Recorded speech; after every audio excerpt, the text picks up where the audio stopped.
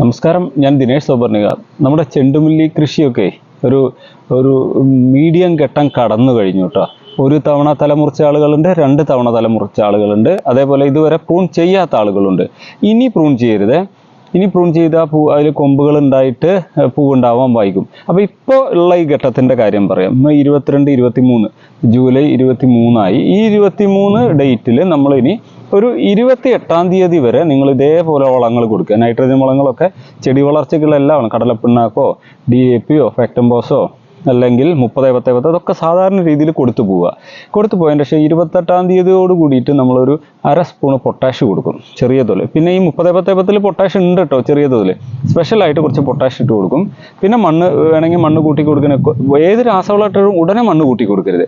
ഇങ്ങനെ വളം ഒക്കെ കൃത്യമായി കൊടുത്ത് 1-ാം തീയതിയോട് അടുപ്പിച്ച്, അല്ലെങ്കിൽ 1-ാം തീയതി മുതൽ 13, 27 എന്ന് പറയുന്ന പൊട്ടാസ്യം കൂടിയ NPK വിത്ത് മൈക്രോ ന്യൂട്രിയൻസ് എല്ലാം കൂടിയിട്ടുള്ള 13, 27 സ്പ്രേ ചെയ്ത് കൊടുക്കാം. പിന്നെ ഇടയ്ക്ക് കടക്കിൽ ലേശം പൊട്ടാഷ്യം ഇട്ട് കൊടുക്കുക. ഇനി പൂവിടാത്തത് ഉള്ളൊരു ഘട്ടം വരികയാണെങ്കിൽ മാത്രമേ അതിൻ്റെ ഹെവി ഡോസ് സാധനങ്ങളൊക്കെ കൊടുക്കണ്ടു. പരിചരണം കൃത്യമായ പൂവിടും കേട്ടോ. പിന്നെ നമ്മൾ ഒറ്റ കാര്യം എല്ലാവരോടും പറയുള്ളൂ, ഇന്ന് ചെയ്യേണ്ട വളപ്രയോഗം ഇന്ന് തന്നെ ചെയ്യുക, അത് നാളേക്ക് മാറ്റി വെക്കരുത്.